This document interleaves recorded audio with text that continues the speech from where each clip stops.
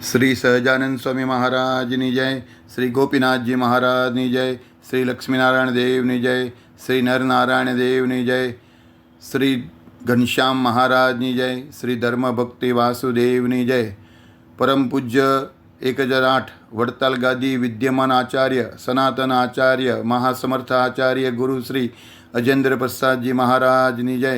પરમ પૂજ્ય 108 ભાવિ આચાર્ય શ્રી નુગેન્દ્ર પ્રસાદજી મહારાજની જય. સમજણ પ્રમાણે શ્રીહરિનું સુખ મળે છે.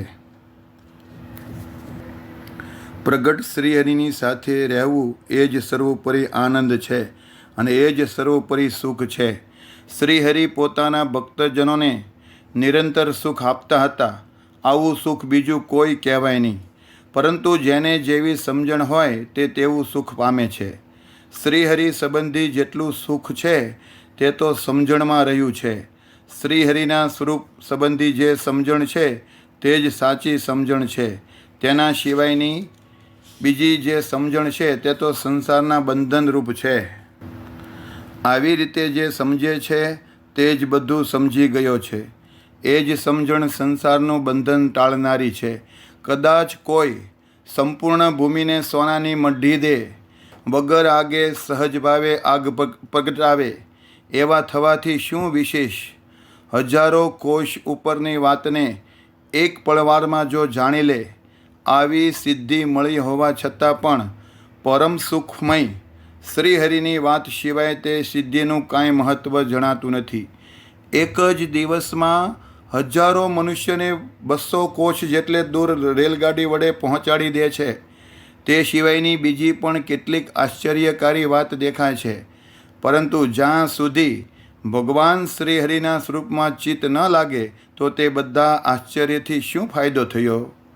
મનુષ્યની જેટલી ચિત્તની નિપુણતા છે તે જ્યાં સુધી ભગવાન સંબંધી વાતમાં ઉપયોગી ન થાય ત્યાં સુધી તે બધી જ નિપુણતા નિર્જીવ છે. જેટલા મનુષ્યો છે તે સૌને માથે જન્મ મરણ ચોક્કસ રહ્યું છે. જ્યાં સુધી તેનો વિચાર કરવામાં નથી આવતો અને બીજા જ અપાર વિચાર કરવામાં આવે છે તથા જેમાં જન્મ મરણ માથે રહેલું હોય એવા માર્ગે જ્યાં સુધી ચાલે છે ત્યાં સુધી મનુષ્યનો જન્મ મળ્યો તો પણ શું? કોઈ કરોડપતિ થાય કે કોઈ અબજોપતિ થાય, કોઈ રાજા થાય તો પણ શું, અને દેવ થાય તો પણ શું? પરંતુ જ્યાં સુધી મોક્ષના માર્ગને નથી ઓળખતો ત્યાં સુધી જિંદગીભર વેદ અને બધા જ પુરાણને ભણે તથા ગમે તેવો બુદ્ધિમાન કહેવાતો હોય તો પણ તેની ગણતરી પશુમાં જ થાય છે. સર્વે સત્પુરુષો કહે છે કે ભગવાનની વાતમાં જ બધી વાત આવી જાય છે. ગીતામાં પણ શ્રી કૃષ્ણ મહાપ્રભુએ કીધું, સત્સંગ સિવાય અને ભક્તિ થકી કોઈ કલ્યાણકારી સાધન નથી. ભગવાનના ભક્તો હોવા છતાં જેટલા આવું નથી સમજતા તે બાળ બુદ્ધિમાં ગણાય છે. સ્વામિનારાયણ ભગવાને શિક્ષાપત્રીમાં પણ કીધું છે, સત્સંગ અને ભક્તિ થકી કલ્યાણકારી કોઈ સાધન નથી. એમ મુનિવરો પણ કહે છે. શ્રીહરિ આવી વાતો તો બહુ વખત કરતા હતા. વળી આશ્ચર્યકારી વાત પણ વારંવાર કહેતા હતા. મને જેમ યાદ આવે છે તેમ હું તમને કહું છું. કહ્યા વિના મને શાંતિ થતી નથી. વાતનો પ્રસંગ મળે કે ન મળે, છતાં શ્રીહરિની જેટલી વાત યાદ આવે છે તેટલી હું કહું છું. કેમ જે તે બધી જ વાત જીવને સંસારથી તારનારી છે. શ્રીહરિના સંબંધવાળી વાત સિવાયની બીજી ચાહે તેવી ભારે વાત હોય તો પણ તે જીવને સંસારમાં ભટકાવનારી અને ખુવાર કરનારી છે. જેમાં અપાર દુઃખ રહ્યું હોય એવા માર્ગે જે ચાલે છે તે ક્યારેય સુખ પામતા નથી. ભગવાન સિવાયની વાતો દુઃખમય છે એમ આ બાબત જ્યારે જાણે છે ત્યારે ભગવાનની વાતમાં તેનું ચિત્ત ચોંટે છે. હરિમાં ચિત્ત ચોંટે તો આવરણ ટળે. જ્યારે ભગવાનમાં ચિત્ત ચોંટે ત્યારે જ તેના બધા જ આવરણો કહેતા મોક્ષ માર્ગના વિઘ્નો દૂર થઈ જાય છે તેમ સમજવું. જ્યાં સુધી ભગવાન સંબંધી કથા વાર્તામાં મનુષ્યનું ચિત્ત ચોંટતું નથી ત્યાં સુધી તેને બધી જ જાતના આવરણ રહે છે તેમ સમજવું. જેનું મન ભગવાનની વાતમાં જેટલું આવરણ રહે છે, જેનું મન ભગવાનની વાતમાં જેટલું ચોંટતું નથી તેટલા ભગવાન તેનાથી દૂર રહે છે. અને જેનું મન ભગવાનના સ્વરૂપમાં ચોંટે છે તેટલા ભગવાન તેથી નજીક રહે છે.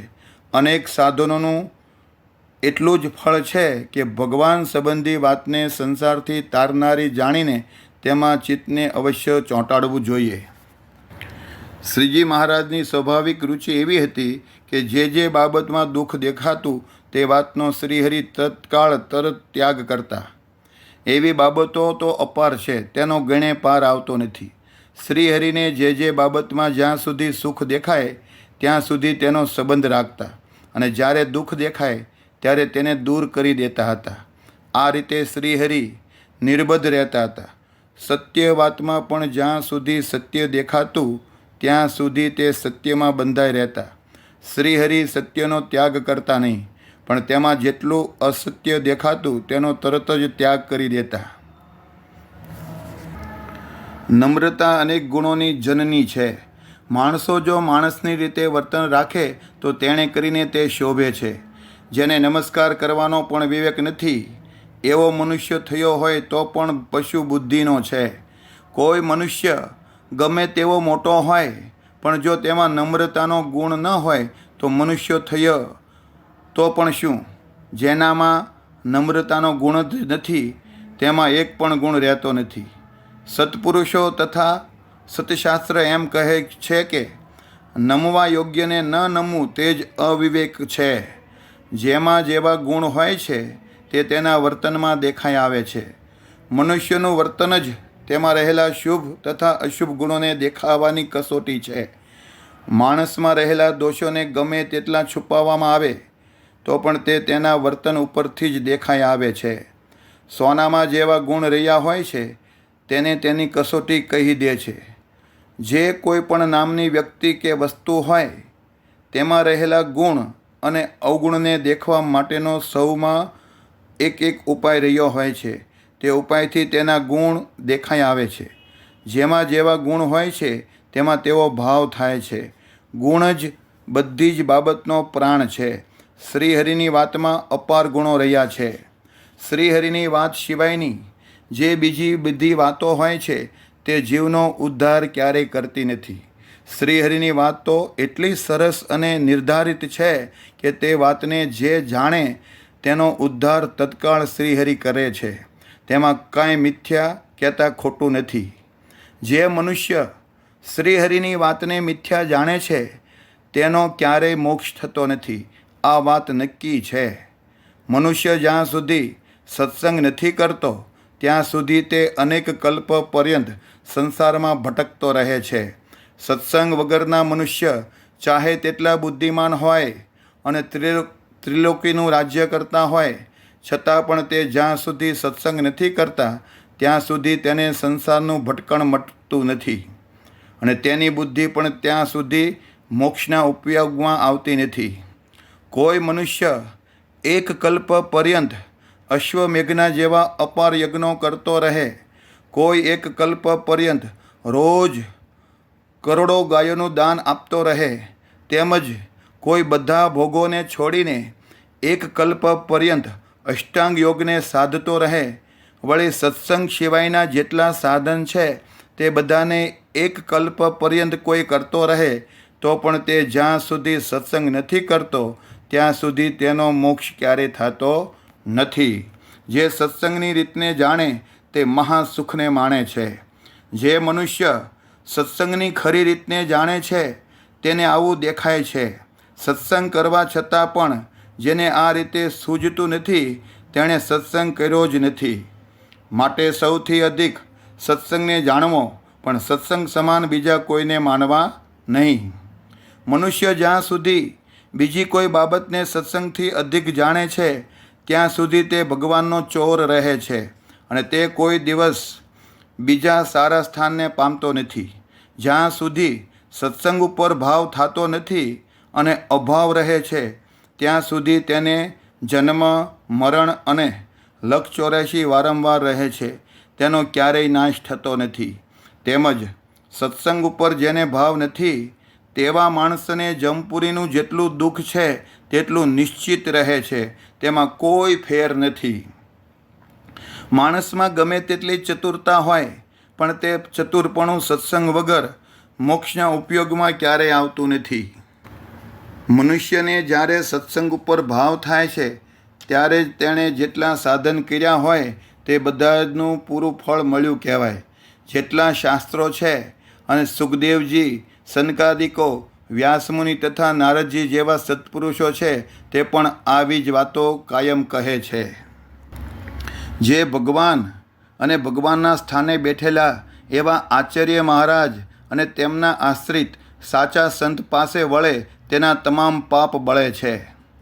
જે લોકો આસ્તિક ભાવથી શ્રીહરિને મસ્તક નમાવે છે તેમજ બંને હાથ જોડે છે કે દર્શન કરે છે તે બધા જ સંસારરૂપી સાગરને તરી જાય છે. જીવની માથે કરોડો કરોડ કલ્પના જે પાપ રહ્યા છે તે જો શ્રીહરિને તથા તેમના સ્થાને બેઠેલા એવા ગુરુ આચાર્ય મહારાજ અને સંતો હરિભક્તોને નમસ્કાર કરે તો તેના બધા જ પાપો તત્કાળ નાશ થઈ જાય છે. સૂર્યની આગળ રાતનું લેશ માત્ર પણ ચાલતું નથી અને અગ્નિની આગળ જેટલા કાષ્ઠ હોય છે, કેતા લાકડા હોય છે તે બધા જ રાખ થઈ જાય છે. તેમજ લોઢું જો અગ્નિના જોગમાં આવે છે તો તે અગ્નિના જેવું દેખાય છે. તે રીતે જ શ્રીહરિ તથા